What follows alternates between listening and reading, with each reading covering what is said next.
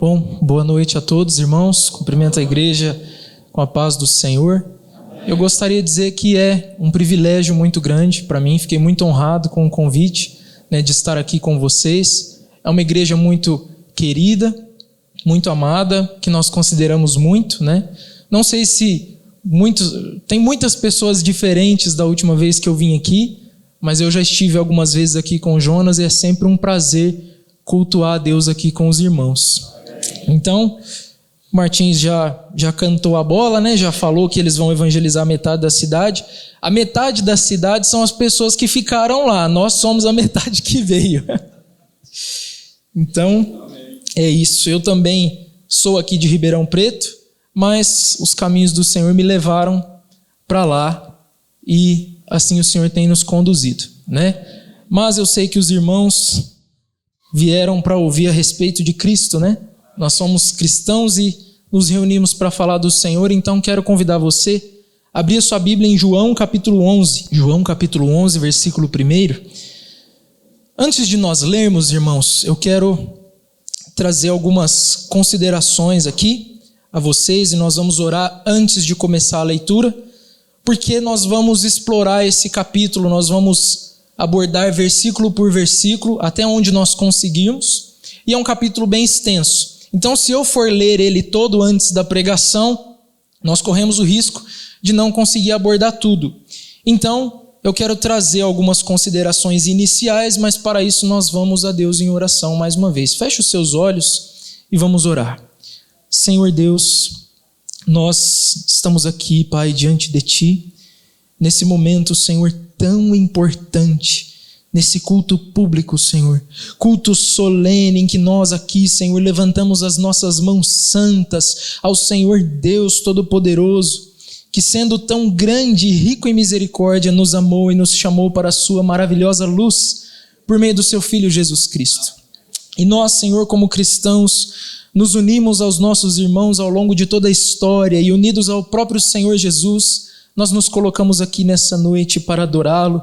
E eu quero pedir, Senhor, que nesse momento em que a palavra do Senhor é pregada, é ensinada, o seu nome, Senhor, seja louvado e exaltado. Que nesse momento o Senhor receba glória, Senhor. Que o Senhor me auxilie nessa hora. O Senhor conhece muito bem as minhas fraquezas e debilidades. O Senhor conhece os dilemas de cada um dos meus irmãos que aqui estão. Enfim, o Senhor sonda e sabe todas as coisas. Por isso, Senhor, nós rogamos a Tua misericórdia e que haja aqui, Senhor, demonstração de poder através da pregação da Tua palavra. É o que nós pedimos a Ti em nome de Jesus. Amém. Irmãos, a morte. Desde o jardim do Éden, desde que Adão e Eva foram expulsos daquele jardim, a morte tem sido um desafio que tem causado perplexidade a todos nós, a toda a humanidade. A humanidade conseguiu inventar coisas muito interessantes. Nós desenvolvemos tecnologia, desenvolvemos maquinários, desenvolvemos ciência, filosofia, conhecimento. Mas uma coisa nós ainda não fomos capazes de desenvolver e também não seremos capazes. Nós não somos capazes de driblar a morte. Esse inimigo imbatível que parece estar sempre à espreita, aguardando o momento correto de nos atacar. E qual defesa nós temos contra esse inimigo? Não temos. Estamos completamente vulneráveis diante dele. E é por isso, irmãos, que a morte traz tamanha perplexidade e angústia a todos nós. Mas há um fato, há um incômodo adicional a respeito da morte que tem perturbado as pessoas ao longo de toda a história. Os homens, ainda que não conheçam o Evangelho, ainda que não conheçam a Bíblia, ainda que não conheçam a Deus, eles têm a sensação de que a morte não é o fim. Eles têm a sensação de que há algo depois da morte. E eles não sabem responder no seu próprio conhecimento ou na sua própria ciência. Eles não conseguem responder o que eles enfrentarão depois. Com quem eles haverão de prestar contas? Como as suas obras serão julgadas depois da morte? Afinal de contas, a pergunta que eu quero iniciar esse sermão, algumas perguntas são: há alguma esperança após o túmulo? Que nós morreremos, nós sabemos, mas há alguma esperança depois? Há possibilidade de reversão desse quadro? Como nós podemos nos preparar, e isso é o mais importante, como nós podemos nos preparar para enfrentar esse momento? Esse texto que nós vamos ler traz algumas respostas que eu quero abordar juntamente com os irmãos. E antes de entrar nos versículos especificamente, eu quero trazer algumas informações só para contextualizar os irmãos do que nós vamos abordar nesse capítulo do Evangelho de João. João é o discípulo amado. E ele escreveu esse evangelho com um objetivo bastante específico. Ele queria apresentar o evangelho para judeus e para gregos. E ele queria mostrar para essas pessoas, os seus leitores, que Jesus Cristo, 100% homem, também era 100% Deus, também é. João tinha o propósito de revelar a eles que Jesus Cristo é o Filho de Deus que havia de vir ao mundo para salvar os pecadores. Era esse o propósito de João.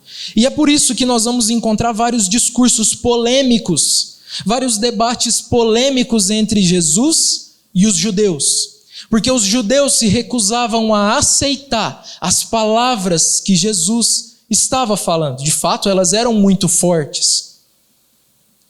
Mas João também tinha um propósito muito específico na escrita desse evangelho.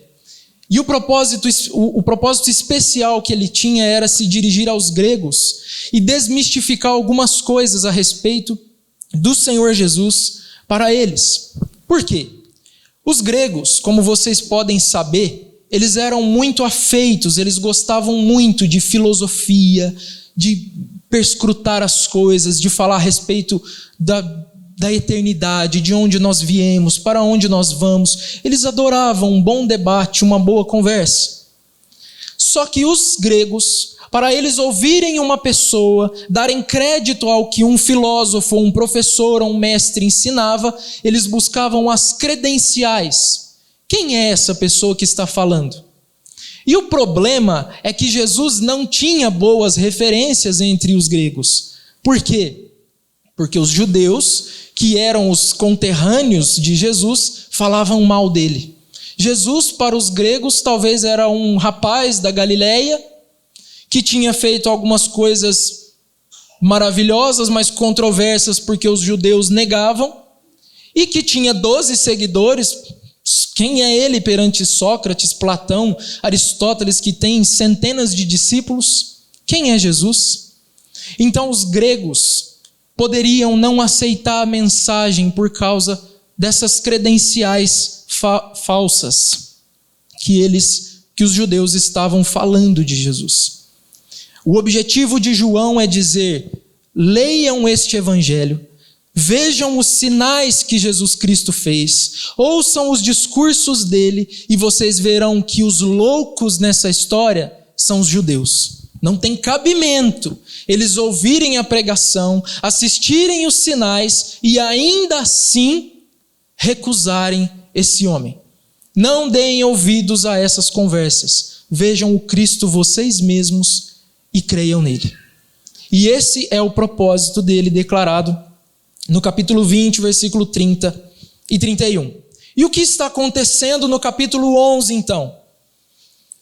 Eu vou voltar um pouquinho no capítulo 9 para que vocês possam compreender a força desse momento de João 11. No capítulo 9, nós vamos ver Jesus fazer um importante sinal. Jesus vai curar um cego de nascença. E isso era um milagre totalmente avassalador. Ele jamais tinha visto as cores ou as pessoas. E Jesus Cristo, então, faz com que ele volte a ver. E os judeus não aceitam aquele milagre que Jesus tinha realizado. Questionam os pais do cego, questionam as pessoas. Eles fazem de tudo para tentar achar um buraco, para tentar achar uma falha naquele milagre. Por fim, quando eles não encontram, e o próprio cego, que tinha menos conhecimento teológico do que os fariseus, diz assim, o próprio cego diz para eles, olha, eu não sei nada do que vocês estão falando, eu sei que eu era cego e agora vejo. Se um homem me curou e eu sendo cego de nascença, vocês não sabem explicar, quanto menos eu vou crer nele, eu serei discípulo. Então ele é expulso da sinagoga. Esse cego é expulso, ex-cego, agora ele vê. Ele é expulso da sinagoga e Jesus então, no capítulo 10, ele vai reagir a essa expulsão do cego, a essa excomunhão do cego da sinagoga. De que maneira Jesus reage? Jesus vai proferir um importante e amado discurso em que ele se declara, eu sou o bom pastor. Aquele cego que eu curei é uma das minhas ovelhinhas e ele foi expulso da sinagoga.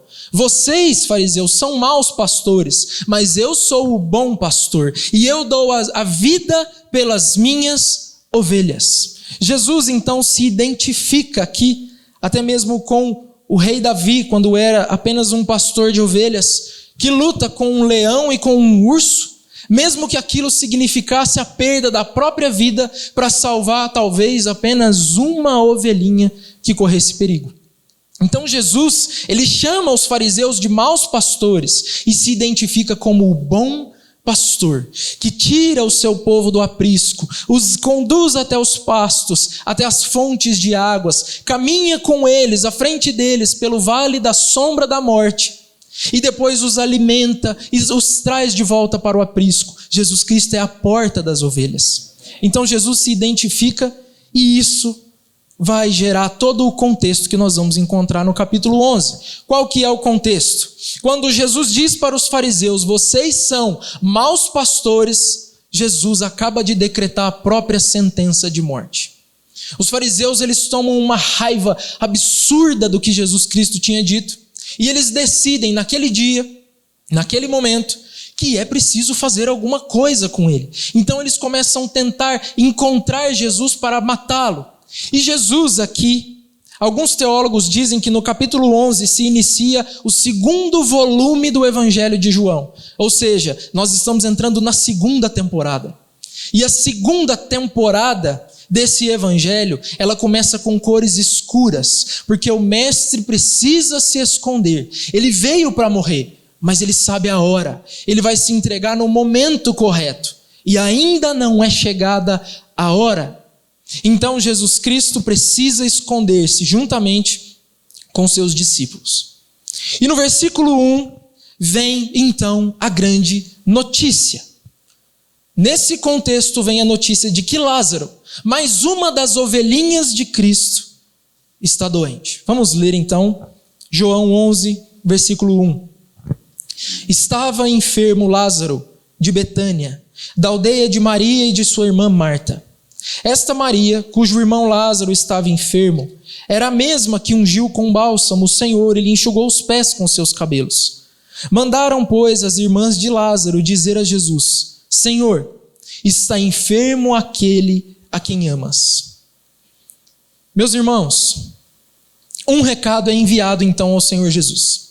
Imaginem, o Senhor está com seus discípulos, assentado em algum lugar, provavelmente algum lugar afastado, escondido, para não ser pego naquele momento, porque não é chegada ainda a hora em que ele será crucificado, e vem a seguinte notícia, mestre, Lázaro, aquele a quem amas, está doente.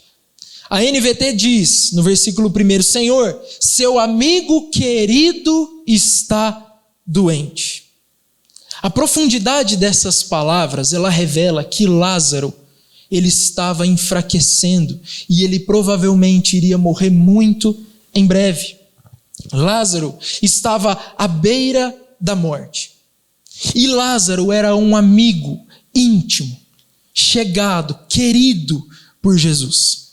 E aqui eu quero fazer uma primeira aplicação para mim e para você.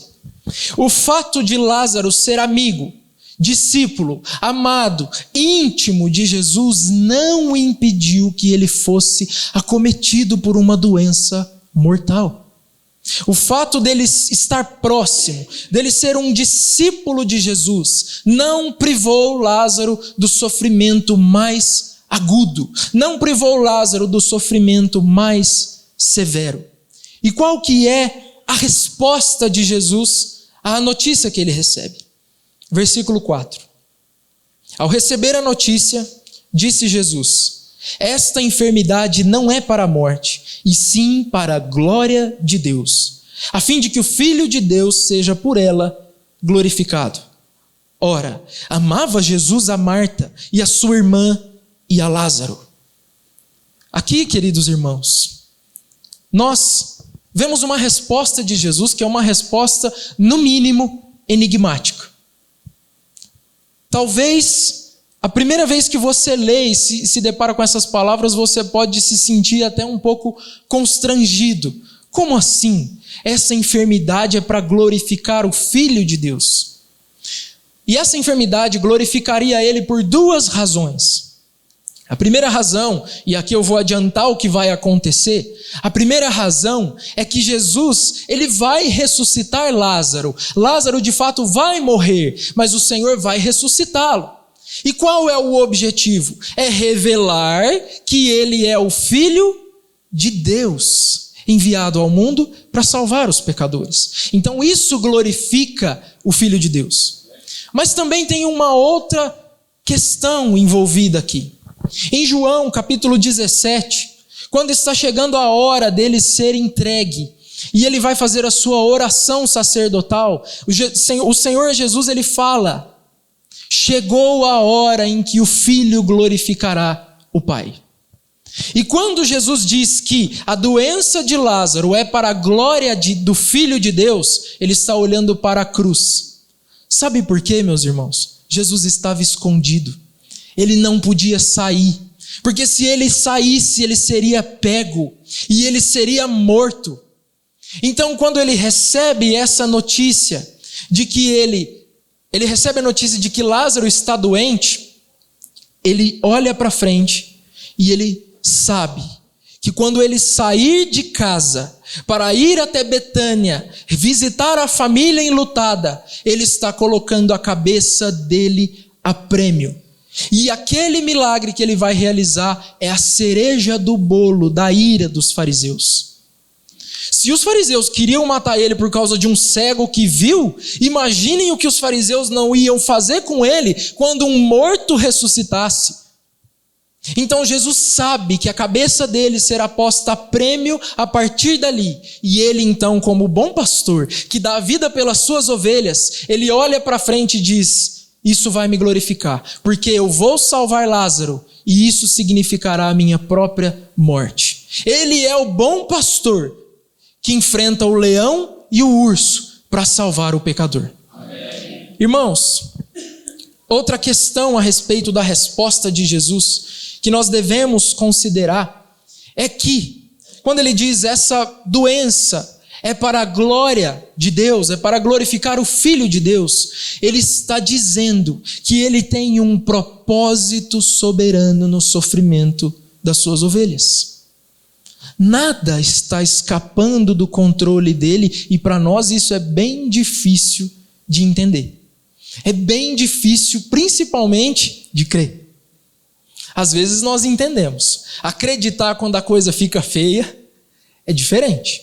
E Jesus está declarando: eu tenho um propósito soberano, específico no sofrimento de Lázaro.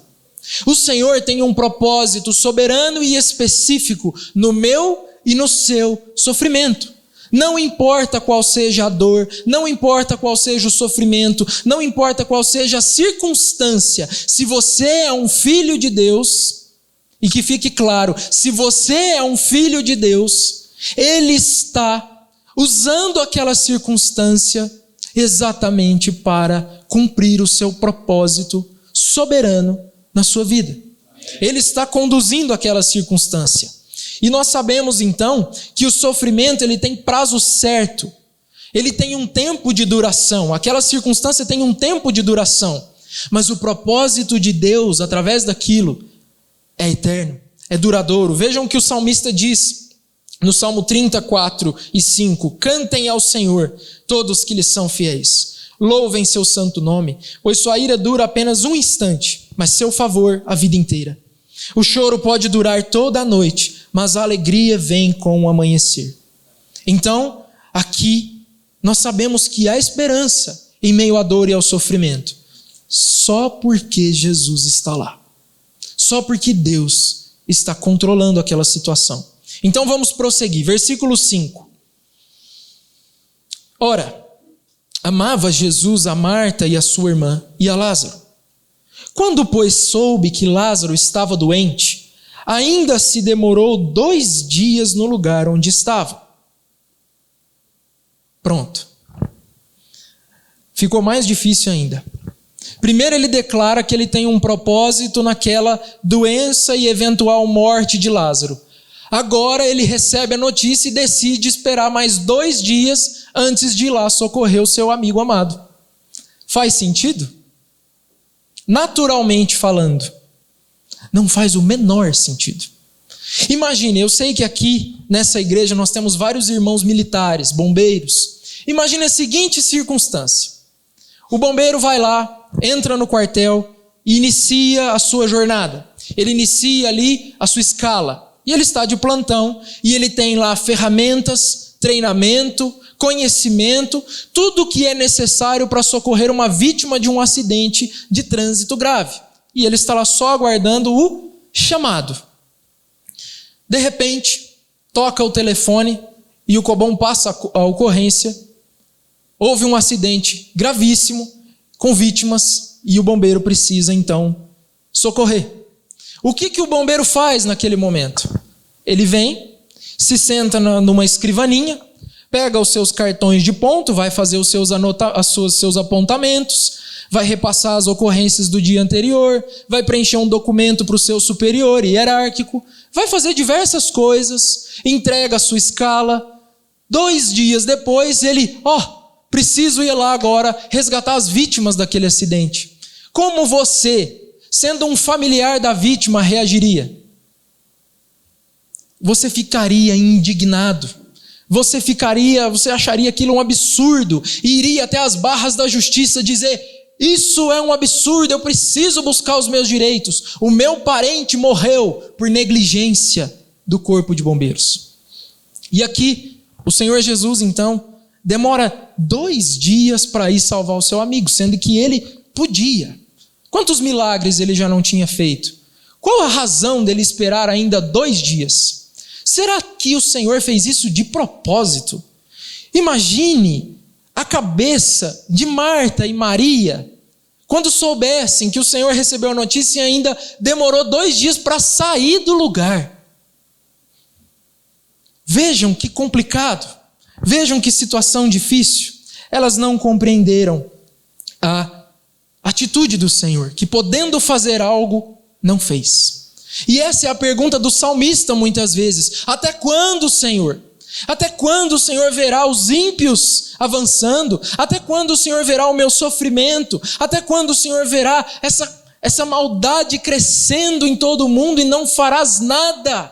Levanta-te, Senhor. Não é isso que o salmista muitas vezes diz? É o que nós dizemos: Senhor, eu estou aqui em tamanha dor e sofrimento, e por que o Senhor não vem? E por que o Senhor não me livra? Essa é a pergunta das irmãs de Lázaro. Se você faz essas perguntas, você não é o primeiro da história. Vamos ver então, vamos prosseguir com a exposição do nosso texto. Versículo 7. Depois disse aos seus discípulos: vamos outra vez para a Judeia. Disseram-lhe os discípulos: Mestre, ainda agora os judeus procuravam apedrejar-te e voltas para lá? Respondeu Jesus: não são 12 as horas do dia? Se alguém andar de dia, não tropeça, porque vê a luz deste mundo. Mas se andar de noite, tropeça, porque nele não há luz. Isto dizia e depois lhes acrescentou: nosso amigo Lázaro adormeceu, mas vou para despertá-lo. Disseram-lhe, pois, os discípulos: Senhor, se dorme, estará salvo. Jesus, porém, falara com respeito à morte de Lázaro, mas eles supunham que ele tivesse falado do repouso do sono. Então, Jesus lhes disse claramente: Lázaro morreu. e por vossa causa me alegro de que lá não estivesse, para que possais crer, mas vamos ter com ele. Então Tomé, chamado Dídimo, disse aos condiscípulos: vamos também nós para morrermos com ele. Até aqui. Então, 2 dias depois, Jesus se levanta e diz para os seus discípulos: vamos para a Judeia. Os discípulos: o quê? Lá naqueles carniceiros, estão com as pedras tudo na mão, vão matar a gente? Não vai sobrar nada, mestre, eles são muitos. Eles queriam te apedrejar e o Senhor volta para lá. E Jesus, então, ele dá a seguinte resposta: não, nós vamos lá porque o nosso amigo Lázaro adormeceu. O nosso amigo Jesus Cristo, o amigo fiel e o bom pastor, aqui declara para os seus discípulos: nós vamos lá, ainda que isso signifique a nossa morte. Vamos salvar o nosso amigo. Vamos salvar Lázaro. Vamos lá visitar a família. Nós vamos sim, porque Lázaro adormeceu. Quando Jesus diz que Lázaro adormeceu, então os discípulos não compreendem. Os discípulos, eles olham para Jesus e falam: se ele está dormindo, é só esperar ele acordar, ele está bem, está se recuperando, mestre. Quando alguém está doente, é bom dormir. É bom tirar uma soneca para recuperar, voltar às energias. Ele vai melhorar, não vamos lá não. Jesus diz: não, vocês não entendem, Lázaro morreu. Lázaro está morto. Jesus, irmãos, ele estava usando um eufemismo. Jesus estava suavizando as palavras. Ele queria poupar os seus discípulos, de certo modo, da notícia triste que ele estava dando, mesmo sabendo que ele ia ressuscitar Lázaro. Vejam o cuidado do Senhor Jesus com os seus discípulos. E nós hoje usamos isso também, eufemismo. Quando você precisa dar uma notícia para alguém de que um parente ou um amigo querido morreu, você não chega e diz: olha, fulano morreu. Não parece insensível?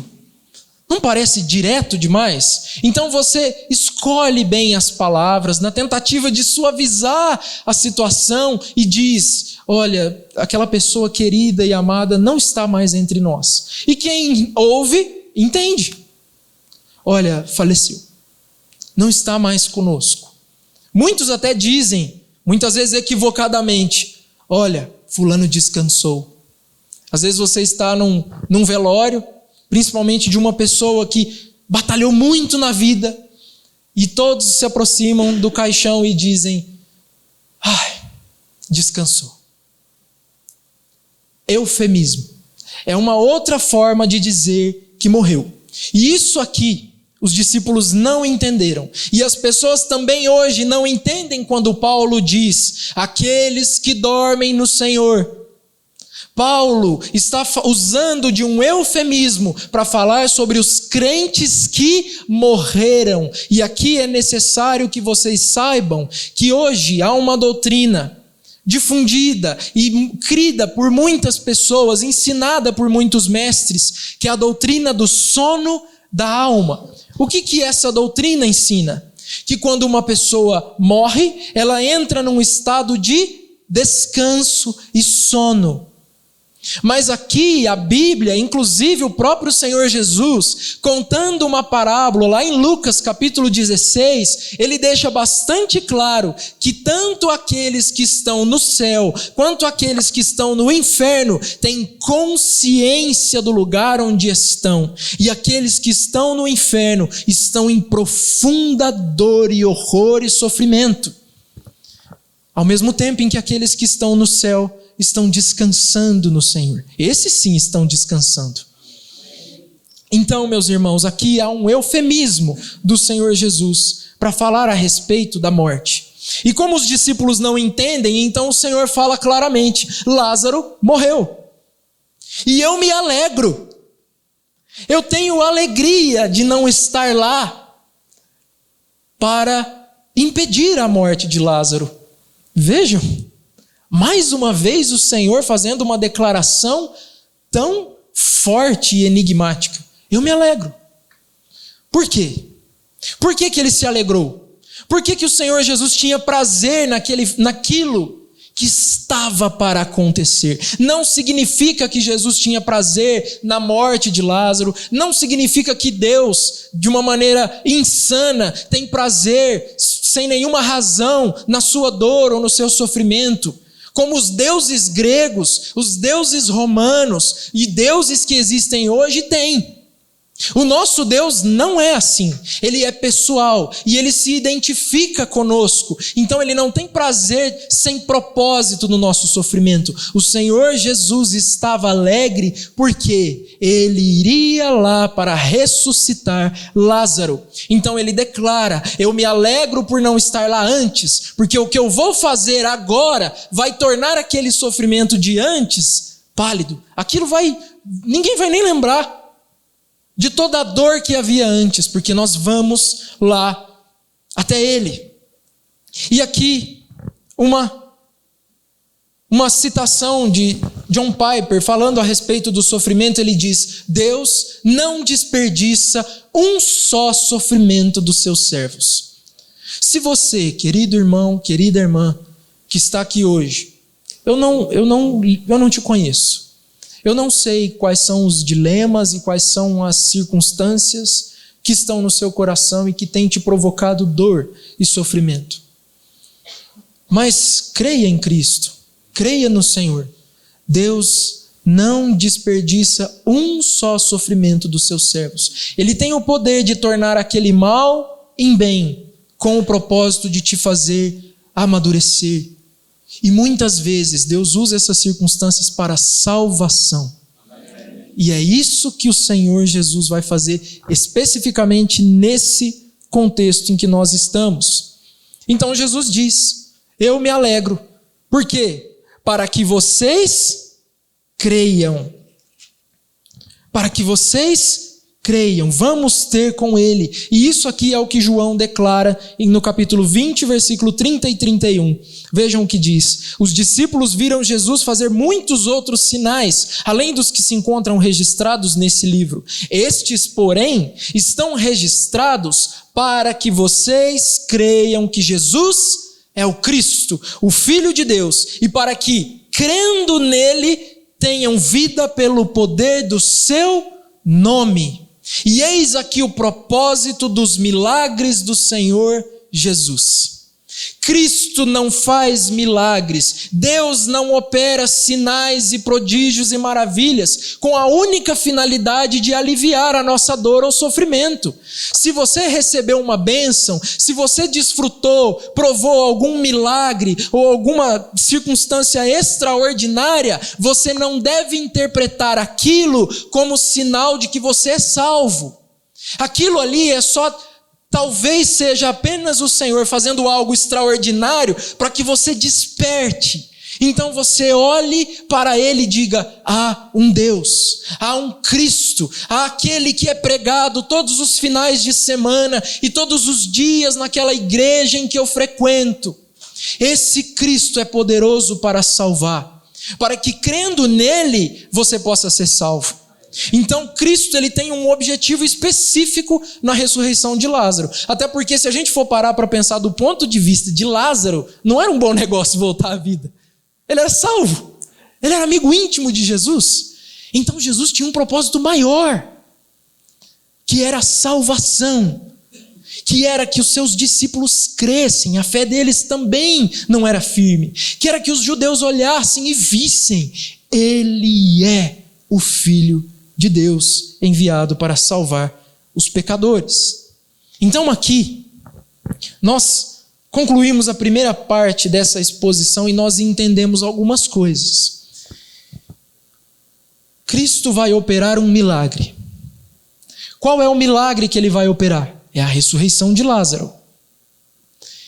E a ressurreição de Lázaro tem o objetivo de abrir os olhos dos pecadores, para que eles creiam e para que crendo eles tenham salvação. Esse aqui é o ponto principal de tudo o que está acontecendo nesse capítulo. Nós também aprendemos sobre a soberania e o propósito divino e muito maior de Deus no nosso sofrimento. Não tente entender, meu irmão. As coisas encobertas pertencem ao Senhor. Muitas vezes nós sofremos e queremos, por conta da natureza da desgraça que pode ter acontecido conosco, nós não conseguimos compreender, mas eu nunca fiz nada para Deus fazer isso comigo. Mas eu não consigo entender. Eu sou crente, eu sou bom. A minha mãe, ela era tão boa, o meu pai, ele era tão bom, os meus irmãos. Por que eles estão padecendo essas circunstâncias? E você fica batendo cabeça, tentando entender o propósito de Deus. As coisas encobertas pertencem ao Senhor, mas as reveladas pertencem a nós e aos nossos filhos para que obedeçamos, para que cumpramos os preceitos de Deus. Então tudo que está revelado aqui no texto para nós é: Cristo vai fazer um milagre, e é para que vocês creiam. O que cabe a nós? Crer. Então vamos prosseguir para o versículo 17. Chegando Jesus, encontrou Lázaro já sepultado havia 4 dias. Ora, Betânia estava a cerca de 15 estádios perto de Jerusalém. Muitos dentre os judeus tinham vindo ter com Marta e Maria para as consolar a respeito de seu irmão. Marta, quando soube que vinha Jesus, saiu ao seu encontro. Maria, porém, ficou sentada em casa. Até aí. Queridos irmãos, aqui eu quero trazer algumas questões do contexto do luto judaico, para que vocês possam entender o que está se passando aqui nessa circunstância. Primeira informação: Lázaro havia sepultado havia 4 dias. Nós vimos que Jesus recebeu a notícia num dia e esperou 2. Ou seja, Jesus saiu com quanto tempo de atraso? 2 dias. Jesus esperou 2 dias. Quando ele chega até Betânia, Lázaro está sepultado faz 4. Então, quanto tempo Jesus demorou na caminhada até Betânia? 2 dias. Então, quando a notícia chegou a Jesus, Lázaro provavelmente já teria morrido. Por quê? Naquela época não tinha WhatsApp. Não tinha como Marta pegar o celular dela e mandar uma mensagem para Jesus. Não, precisou mandar um mensageiro. Então, provavelmente, quando o mensageiro chega a Jesus e dá a notícia, Lázaro já morreu. E Jesus sabia. Por que Jesus, então, espera 4 dias no total? 2 dias de espera e 2 dias de caminhada. E isso aqui tem importância fundamental para nós entendermos o que Jesus vai fazer. Havia uma crença, havia um folclore popular entre os judeus. Isso não está nas escrituras, isso é um folclore. Eles acreditavam que quando uma pessoa morria, o espírito, a alma, podia permanecer no corpo até o 3º dia. Então, se Jesus ressuscita Lázaro até o 3º dia, o milagre não ia ser... ressuscitou, mas o espírito estava lá, não estava fácil. Então Jesus espera 4 dias para que o milagre tenha um caráter sobrenatural e mostre para eles que Jesus é Senhor sobre a morte. E Ele é Senhor sobre o impossível. Ele pode todas as coisas que Ele bem quiser. 4 dias era impossível, ele não ia ressuscitar. Porque, irmãos, os judeus poderiam dizer o seguinte: não, mas o Espírito estava lá, ele voltou. Eles poderiam interpretar que não foi Jesus que fez aquilo. Mas quando Jesus espera 4 dias, aí, meu amigo, não tem desculpa. Só pode ter sido ele, porque o Espírito nem estava lá mais. Então tem que ter acontecido algo sobrenatural.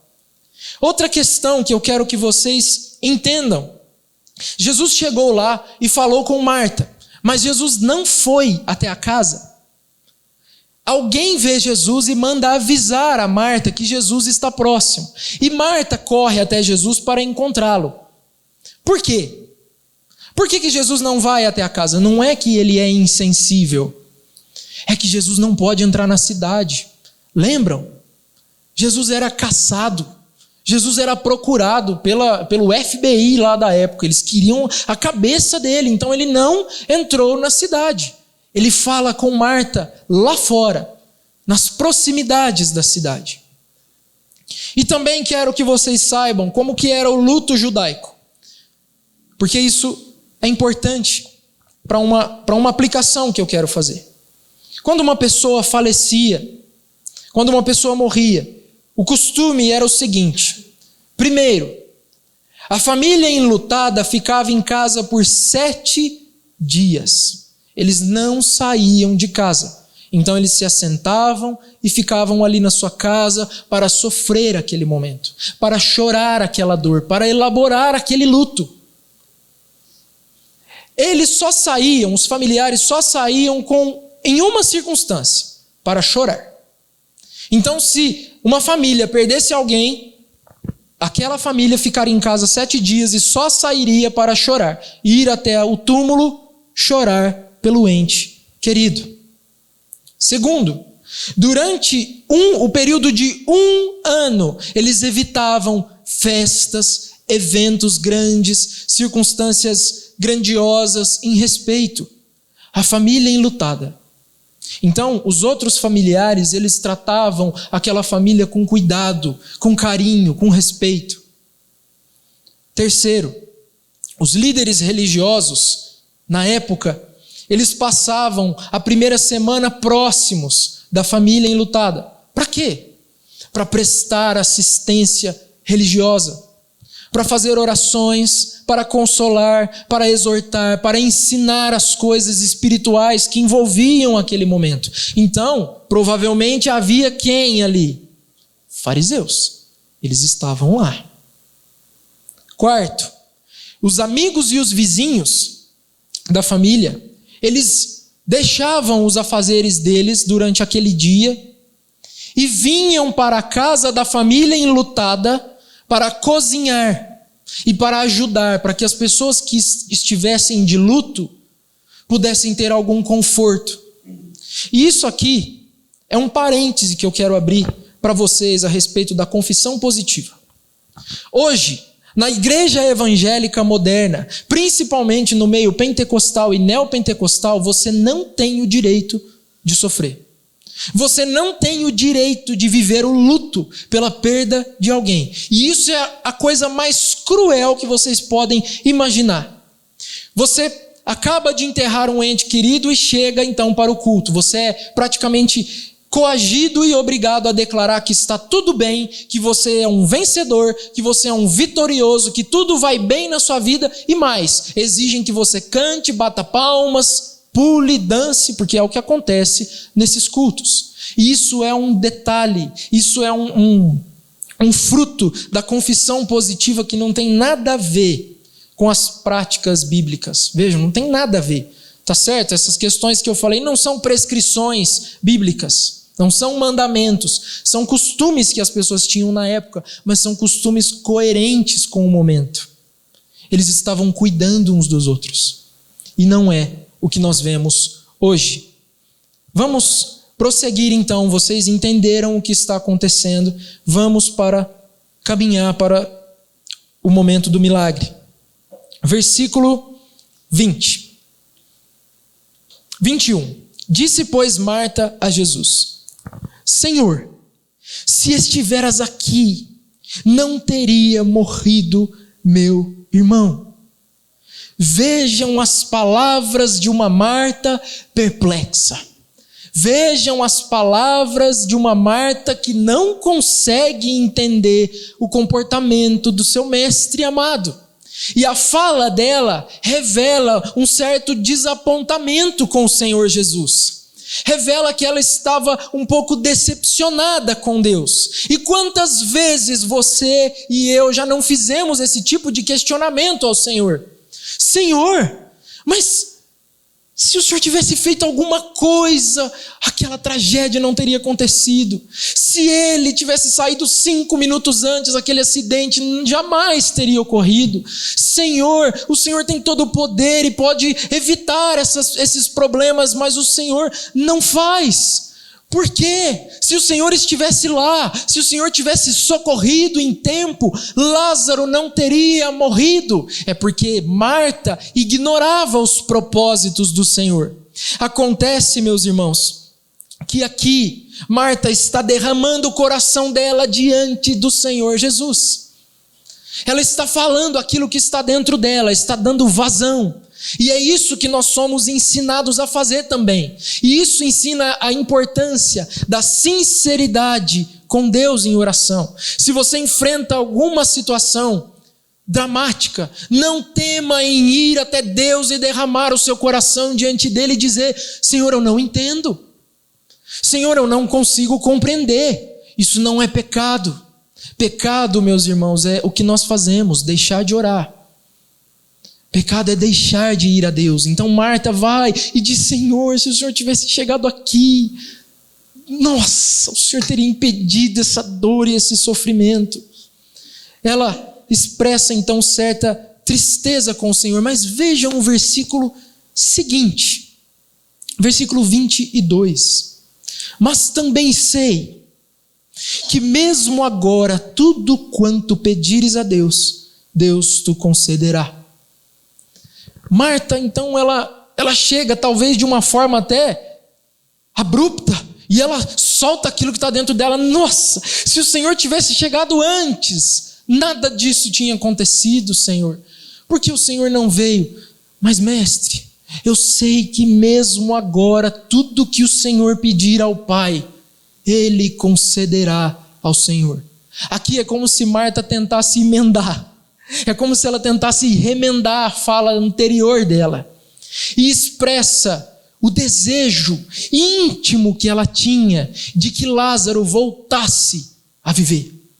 Só que ela não fala isso claramente, ela fala nas entrelinhas.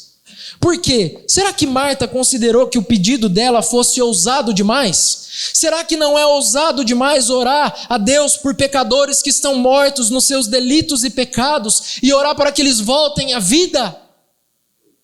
É uma ousadia, é uma grande ousadia.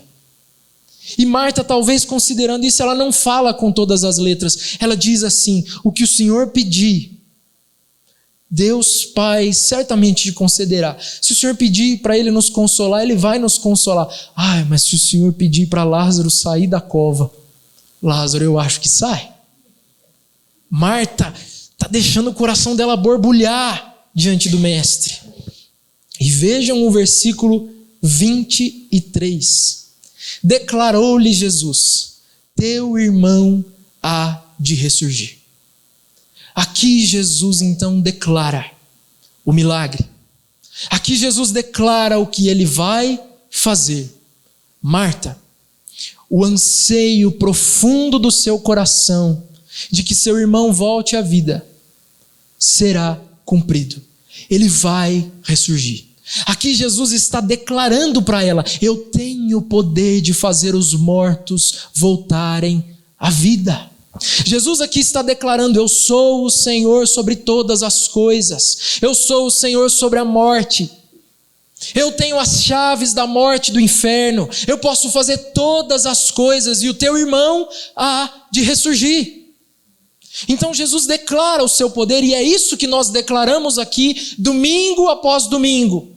Jesus Cristo é o poderoso, é o capitão da nossa salvação, é o grande Messias prometido para livrar o seu povo dos seus pecados. Cristo é o poderoso Salvador que pode fazer você voltar da morte à vida eterna. E aqui nós não devemos interpretar que Jesus vai ressuscitar qualquer morto e nós vamos chegar no velório e dizer para ele: levanta, e ele vai levantar, porque qual que é o propósito do milagre que João declarou? É para que vocês vejam, creiam e, crendo, sejam salvos. Então o que está em jogo aqui é salvação.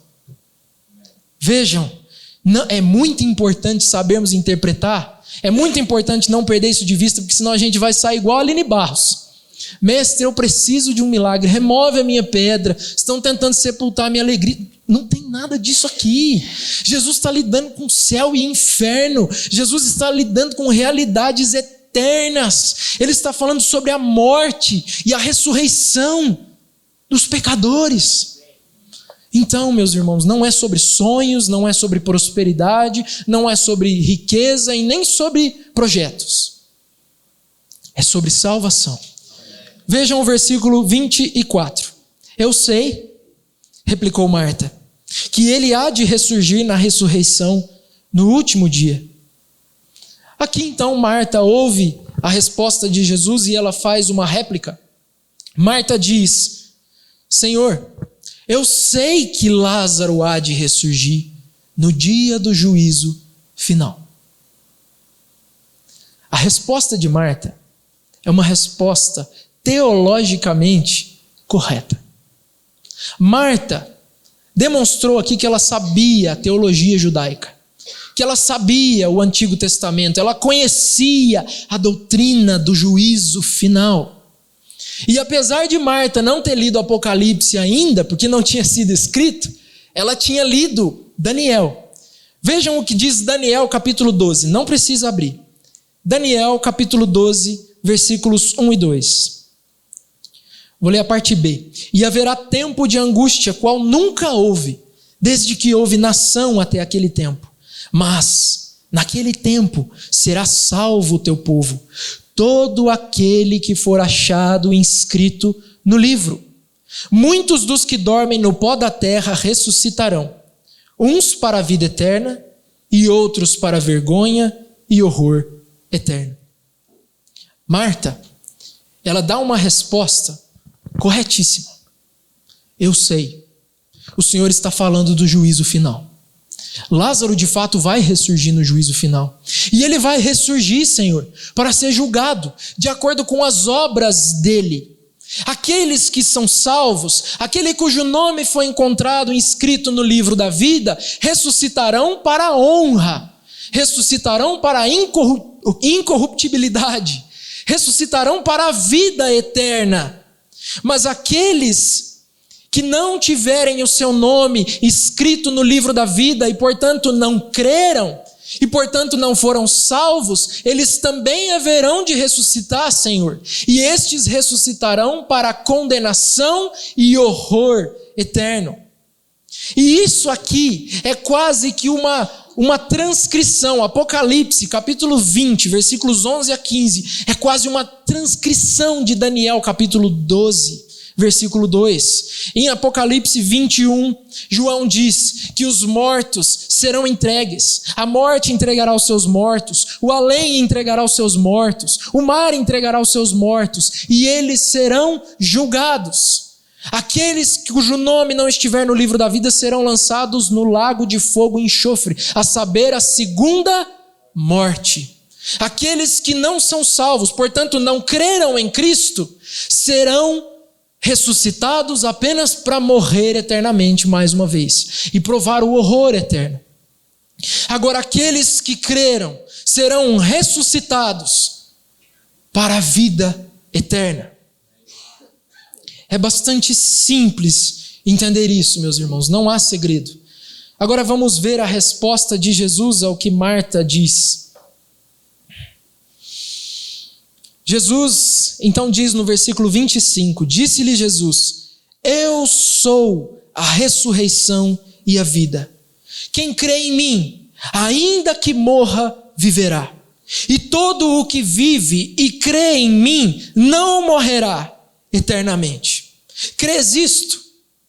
Então Jesus aqui, ele não nega a realidade da ressurreição, ele não nega a realidade do juízo final, ele não nega a realidade de que haverá um dia em que todos nós, estejamos mortos ou vivos, haveremos de nos apresentar perante o tribunal de Cristo para sermos julgados. Cristo não nega que ele haverá de julgar cada homem e mulher que já viveu na face dessa terra. Ele não nega isso. Então isso é verdade. Isso permanece. Haverá um juízo final e haverá condenação eterna, como foi pregado na semana passada aqui. Mas também haverá uma vida eterna. Agora, o que Jesus faz é acrescentar uma cláusula àquilo que Marta havia dito. Jesus chama a atenção de Marta e diz o seguinte: Marta, de fato, seu irmão vai ressurgir. Não só no dia do juízo final, ele vai ressurgir hoje também, mas eu ainda quero falar algumas coisas a respeito do juízo final. Eu sou a ressurreição e a vida eterna. Cristo é quem tem o poder para ressuscitar os mortos. Ele garante isso. Ele diz: eu sou a ressurreição. Sou eu quem vai ressuscitar os mortos. E Cristo diz mais. Ele não só os ressuscita, como ele tem o poder para dar a eles vida. E vida eterna. Então Jesus diz no versículo 25: eu sou a ressurreição e a vida. Marta, se o seu irmão Lázaro crer em mim, se ele crê em mim, ele vai sim ressuscitar e ele vai provar a vida eterna. E eu, o bom pastor que vou à frente das minhas ovelhas, garanto isto. Se ele crer em mim, se você e eu, meus irmãos, crermos em Cristo, ele garante, ele nos concederá vida, e essa vida é eterna. Ela não murcha, ela não acaba. No dia do juízo final, os ímpios, aqueles que não creem, estarão perante o tribunal e terão Cristo contra eles. Imaginem, hoje nós conversávamos à tarde e falávamos sobre isso. Cristo foi crucificado e morto pelos nossos pecados, ou seja, nós matamos ele naquela cruz. Agora imagine a situação: você se coloca perante o tribunal, está esperando o julgamento. O juiz que entra: quem você matou? Meu Deus, você precisa de misericórdia. Você precisa contar com a misericórdia dele, mas ele te oferece isso a vida inteira, dia a dia, dizendo: creia, arrependa-se dos seus pecados, creia em mim, e eu garanto, no dia do juízo eu estarei por você e com você, e você ressuscitará para a vida eterna. Amém. Jesus declara isso, meus irmãos. Versículo 25 ainda, ele diz: quem crê em mim, Marta, ainda que morra, viverá. E todo o que vive e crê em mim não morrerá eternamente. Jesus aqui então diz: os meus filhos, as minhas ovelhas, aquelas que ouviram a minha voz e creram em mim, elas vão morrer.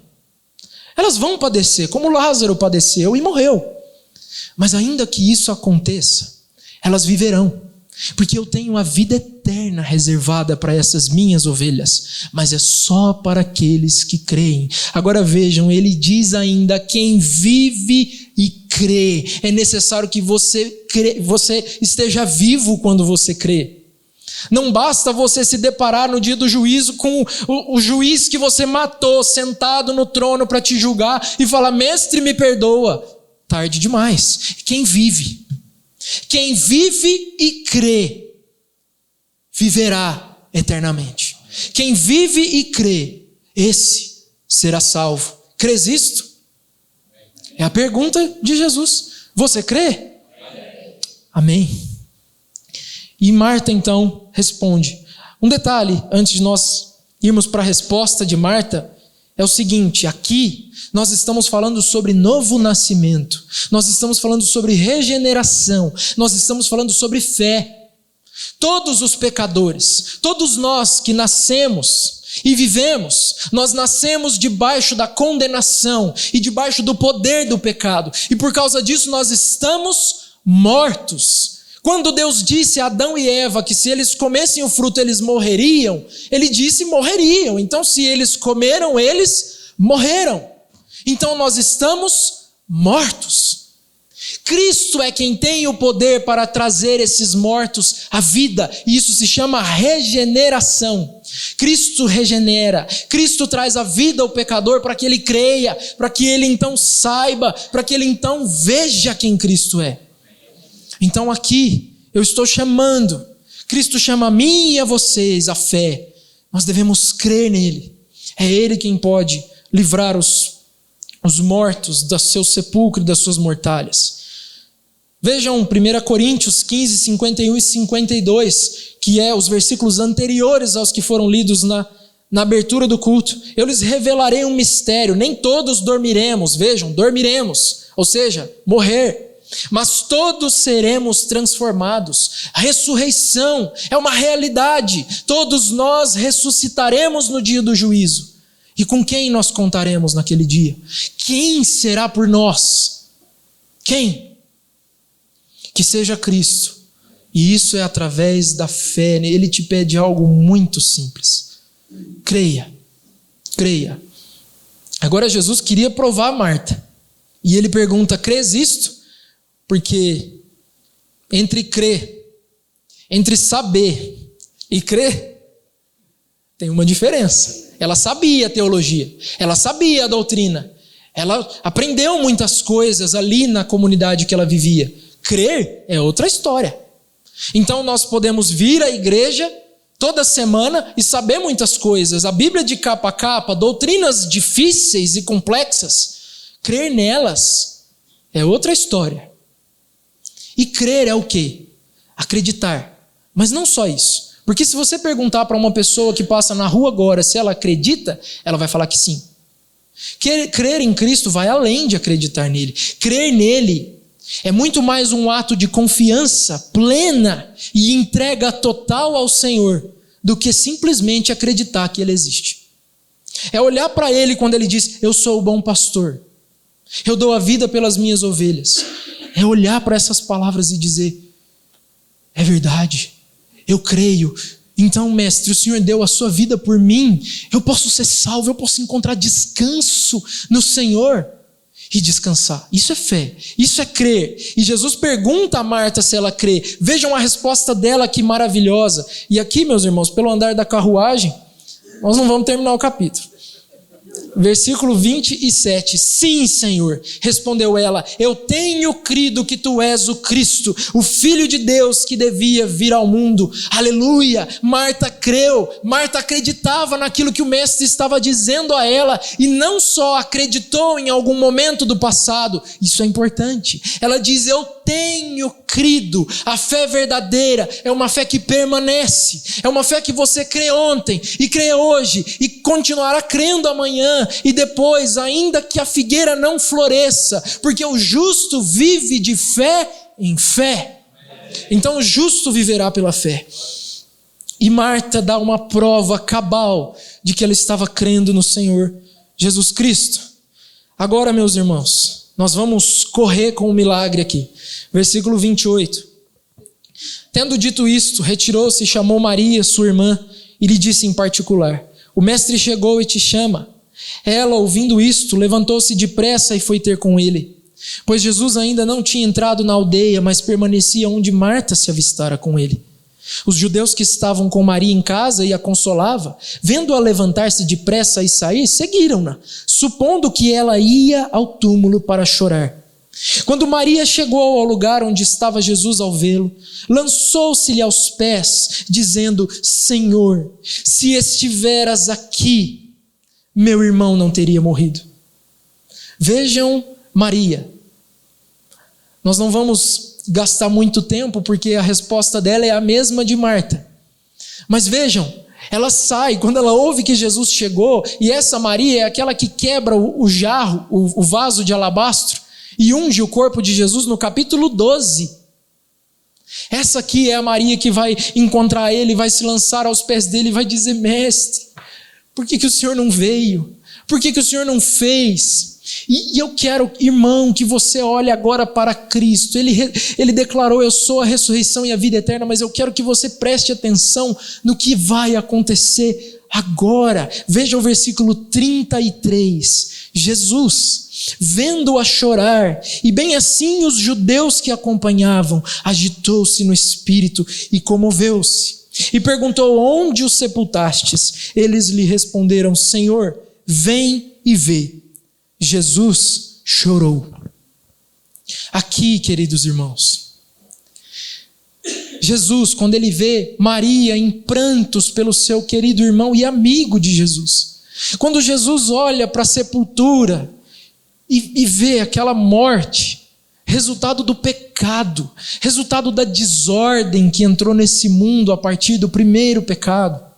Quando Jesus vê os judeus pranteando e se descabelando, literalmente ali, próximo à sepultura, a Bíblia diz que ele se agita.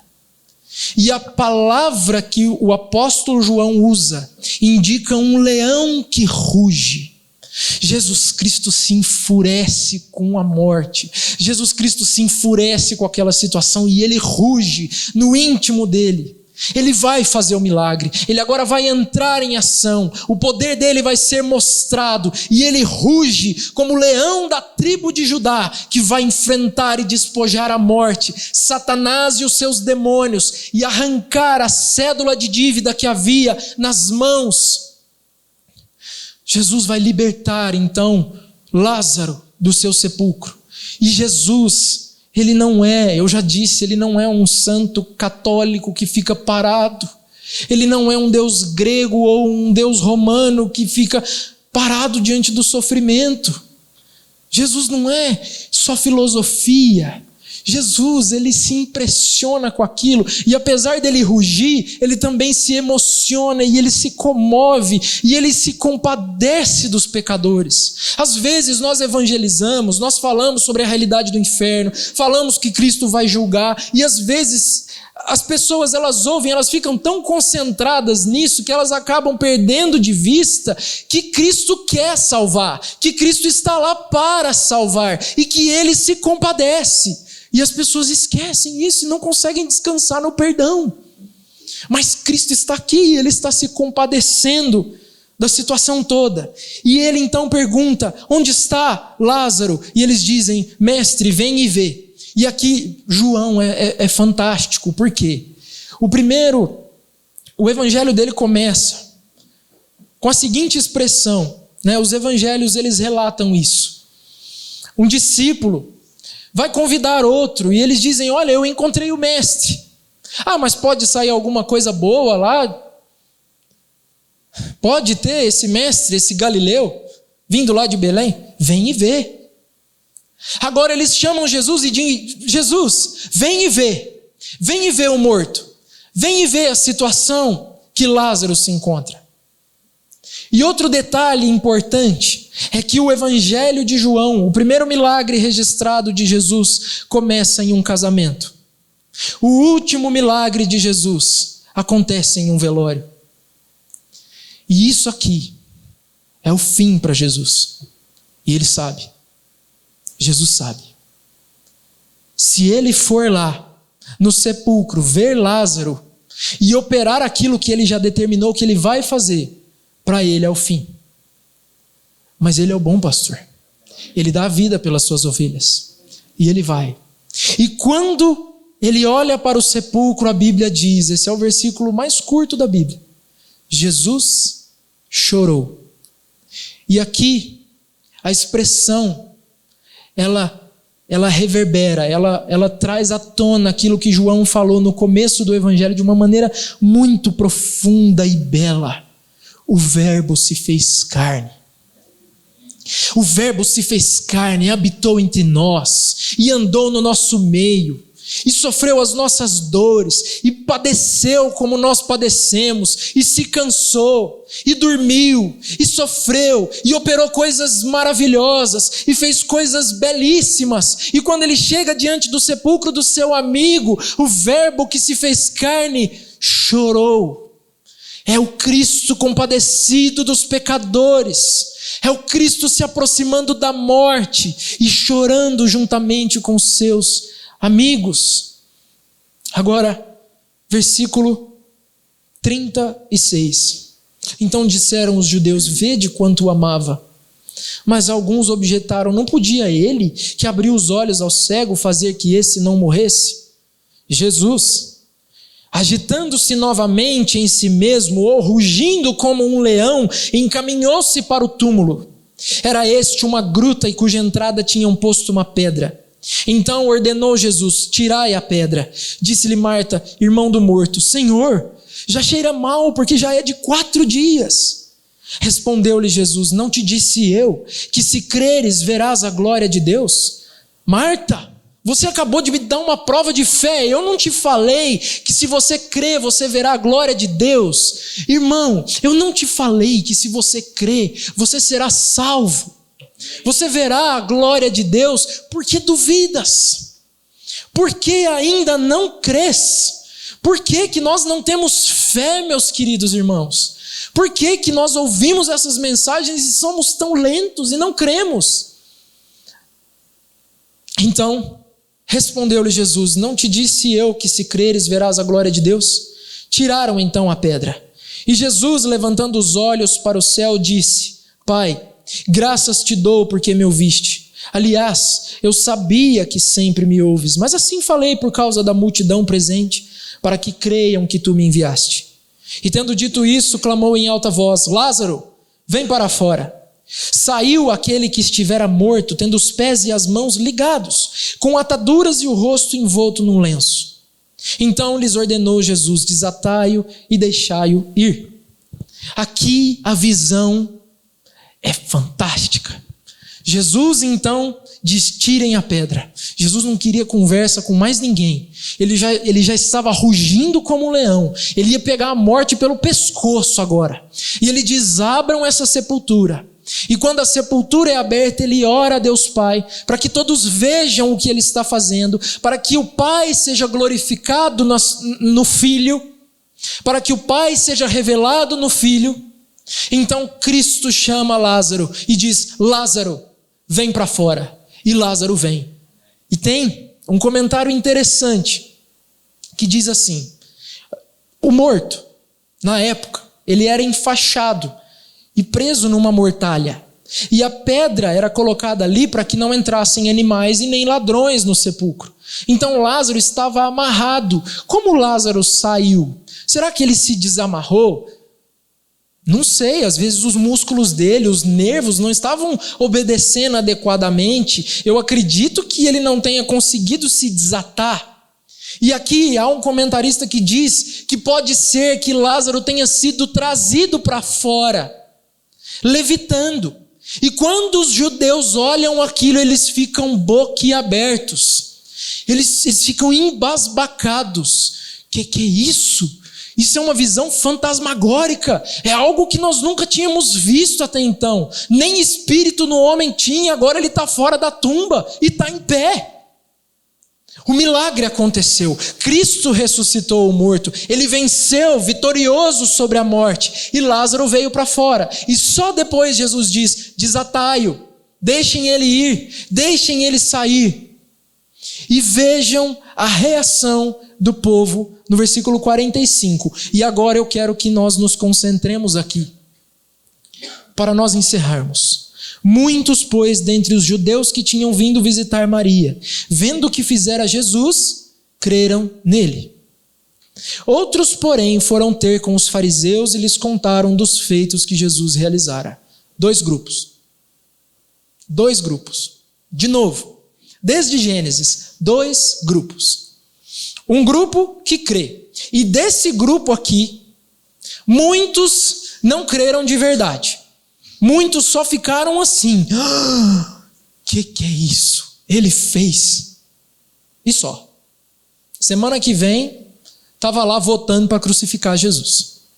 Por razões políticas, eu vou explicar. O segundo grupo. Outros, porém, foram ter com os fariseus e lhes contaram dos feitos. Esse é o grupo dos incrédulos. E esse grupo, vendo, e é o grupo que João quer mostrar que é louco. É o grupo que João quer mostrar que não pensa bem. São insanos, não tem discernimento. Não tem discernimento espiritual, tem a mente fechada. São os incrédulos. Viram o milagre e qual é a reação? Agora pronto. O homem tirou um morto de 4 dias da cova. Agora deu. Nós não estávamos conseguindo segurar essa multidão com o cego lá que nós expulsamos da sinagoga. O que nós vamos fazer agora? Já sei. Vamos fazer uma denúncia. Vamos lá no Sinédrio. Vamos no fórum. Vamos denunciar o que aconteceu. E eles então saem e vão até o Sinédrio, que é o Supremo Tribunal Federal do local de Israel. Eles chegam lá, chamam os ministros, os fariseus, e dizem a eles: olha, aconteceu um negócio, aconteceu um milagre, é algo sobrenatural. O Nazareno, aquele moço, o tal de Cristo, ressuscitou Lázaro. Vocês ficaram sabendo que Lázaro morreu, pois vai lá ver. Está andando. Está lá comendo no meio do povo. O que nós vamos fazer agora?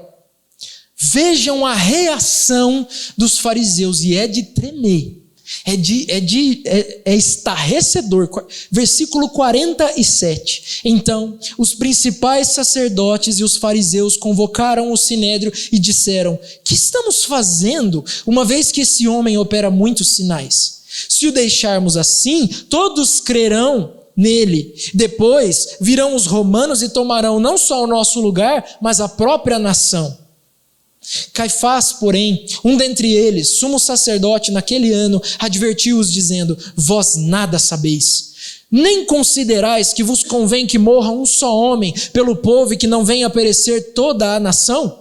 Ora, ele não disse isso de si mesmo, mas sendo sumo sacerdote naquele ano, profetizou que Jesus estava para morrer pela nação, e não somente pela nação, mas também para reunir em um só corpo os filhos de Deus que andam dispersos, eu e você. Amém. Aqui o que acontece é estarrecedor. Eles olham para o milagre, eles olham para a situação e dizem que nós estamos deixando isso acontecer debaixo do nosso nariz. Ninguém é capaz de prender esse homem. Eles vão lá para pegar Jesus, os guardas vão lá para prender ele. Jesus fala umas palavras para eles voltam comovido. Nós precisamos fazer alguma coisa. Então eles decidem matar Jesus. E quem dá o voto é Caifás. E ele, de maneira totalmente miserável, ele diz assim: mas vocês não têm um pingo de entendimento? Vocês não estão vendo? É o seguinte, vou explicar para vocês. Se Jesus continuar ganhando o povo vai se levantar contra Roma. Jesus vai ser mais um revolucionário daqueles que já surgiram aqui, tantos. E Roma vai nos esmagar. E Roma vai vir aqui, vai pedir contas de nós, porque nós deixamos essa revolução prosseguir, e nós vamos perder o templo, e nós vamos perder a nação. Isso não pode acontecer. Então, disse Caifás, um homem precisa morrer para que a nação seja salva. Ele não sabia, mas ele estava profetizando que Cristo haveria de morrer na cruz do Calvário pouquíssimo tempo depois, para salvar não só a nação de Israel, mas para salvar o povo de Deus que anda disperso pelo mundo, para salvar gente em Ribeirão Preto, para salvar gente em Buritizal, quem diria, para salvar gente em Franca, para salvar gente nos confins dos confins da terra. Irmãos, Caifás falou da parte do Espírito de Deus e ele nem sabia. E ele estava decretando a morte de Jesus. Então ali acabou o ministério de Jesus. O ministério público dele estava encerrado. E qual que era a justificativa? Se não matarmos ele, Roma nos destruirá. Sabem qual que é a ironia dessa história? A ironia dessa história, meus irmãos, é que eles jamais creram. Eles mataram Jesus, eles crucificaram Jesus, esses pecadores levaram o mestre à cruz para se livrar dos romanos. E no ano 70 depois de Cristo, Roma invade Jerusalém. Flávio Joséfo diz que foram mortos 1.100.000 judeus naquela ocasião. E o templo? Destruído. Não restou pedra sobre pedra. Os judeus morreram. Foi uma chacina. E sabe quem se salvou nessa ocasião? Os cristãos. Porque o mestre havia dito, em Mateus capítulo 24, em Marcos capítulo 13, o mestre disse: quando vocês virem Jerusalém cercada, não fiquem dentro da cidade, fujam. Creiam em mim. Vejam, a situação é de juízo mais uma vez. É de morte mais uma vez. E Cristo está dizendo: creiam em mim para que vocês consigam fugir da ira que haverá de ser despejada. E os cristãos, sabendo que o mestre havia profetizado, quando eles veem os romanos cercar Jerusalém 70 anos depois, vão embora. E essa foi a causa da perseguição dos cristãos. Quando Jerusalém foi invadida, eles não ajudaram a defender. E o ódio dos judeus cresceu ainda mais. Olha a ironia. Eles mataram Jesus para se livrar da morte, mas a morte os alcançou. Creia em Cristo. O que os incrédulos mais temem é a morte. Mas se você não crer em Cristo para fugir da ira, a morte vai alcançar você. A morte vai me alcançar. Então vamos agora para as conclusões. A situação da doença e da morte de Lázaro arrastou Jesus para o centro de uma situação que expôs ele e custou a vida dele. Isso mostra o amor sacrificial de Cristo pelas suas ovelhas. A maneira como o apóstolo nos conta essa passagem dá a entender que Jesus era como se ele não quisesse aquela situação, mas acontece que o amor dele pelas suas ovelhas era tão grande, mas tão grande, que ele foi arrastado. Quando ele recebe a notícia, aquele a quem amas adoeceu, Cristo então diz: eu vou, ainda que isso custe o meu fim, ainda que isso seja o fim da minha vida. E Cristo vai, e isso mostra o amor sacrificial do bom pastor pelas suas ovelhas. Você é uma ovelha de Cristo? Você já ouviu a voz do pastor chamando o seu nome? Você já ouviu quando ele disse o nome e disse: venha a mim, vinde a mim todos vós que estáis cansados e sobrecarregados, e eu vos aliviarei. É necessário que você ouça a voz de Cristo e atenda ao chamado dele e venha, porque ele deu a vida pelas suas ovelhas. Na circunstância que nós vimos, que foi narrada, nós vimos os amigos de Jesus num sofrimento intenso e tendo que lidar com dúvidas cruéis. Vejam, eu trouxe algumas questões aqui que eu realmente não respondi. Por que Deus, podendo fazer, não fez? Mas não é esse o nosso propósito hoje. Não é essa a razão desse texto. A questão é: os amigos de Jesus, os crentes fiéis, não podiam compreender o porquê daquilo, mas eles creram. Marta foi recorrer a ele, mesmo o irmão morto. Maria foi recorrer a ele, mesmo o irmão morto. E lembre-se das palavras de Tomé, que nós sempre nos lembramos dele por causa da incredulidade. O que ele diz? Nós vamos? Jesus vai lá para morrer? Vamos com ele e morreremos juntos. Vejam a fé. É claro, depois Tomé vai titubear, ele não era perfeito, mas vejam o exemplo de fé, crendo mesmo que as circunstâncias fossem contrárias. E é assim a fé salvífica, é assim a fé verdadeira. A fé que nos salva é a mesma fé que nos mantém, é a mesma fé que nos santifica, porque o justo viverá pela fé. Marta fez uma importante declaração de fé no Senhor. Após ouvir que Cristo é a ressurreição e a vida eterna, ela creu, ela fez a sua confissão de fé. Cristo é quem garante a salvação dos filhos de Deus. Eu tracei várias características de Cristo. E quando ele questiona Marta, ela diz: eu creio e eu tenho crido. E você? Tem crido? Cristo, quando pergunta a você: crês nisto? Crês estas coisas? Você crê? Ou será que nós só estamos vindo aqui aprender boa teologia, viver uma boa vida? Porque ser crente é uma maravilha. Não existe nada melhor debaixo do céu do que ser crente. Nós nos encontramos, nós comungamos, nós comemos e nós nos alegramos, e a nossa vida é um constante regozijo, mesmo que no sofrimento. Mas e crer? Desfrutar de todas essas coisas é uma bênção. E crer em Cristo? E se identificar com o seu Salvador? E lançar a sua fé nele? E esperar nele para o dia do juízo? E desistir de se salvar do seu jeito para crer que ele vai te salvar? Isso é crer. Quando nós perguntamos: você crê?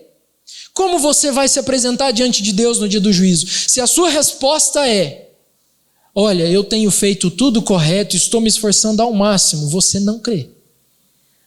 O que Cristo fez é até bonito, mas eu ainda vou tentar. Para. Urgente, para.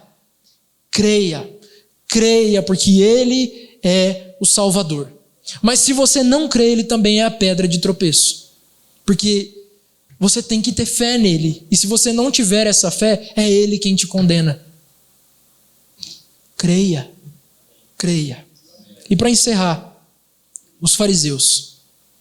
Depois de verem esse milagre que jamais tinha sido realizado, depois de ver algo incomum, inaudito, eles ainda assim não creem e decidem matar Jesus. E mais uma vez eu quero me dirigir a você que ainda não creu. Talvez, depois de ouvir tantas pregações e de ser tão incomodado, você pode começar a matar Jesus. Você pode começar a abafar a voz da sua consciência, para poder permanecer em paz nos seus pecados e delitos. Talvez você comece a negar as verdades bíblicas, e isso te levará para o pecado mais grave, que é a blasfêmia contra o Espírito Santo.